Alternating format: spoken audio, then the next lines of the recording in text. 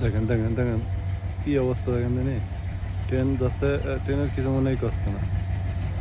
এটা কথা হইলো, মাল গাড়ি কিন্তু দ্রুত গতিতে, আপনারা দেখতে পেলেন মাল ট্রেন কিন্তু দ্রুত গতিতে ছুটে চলে আসছে।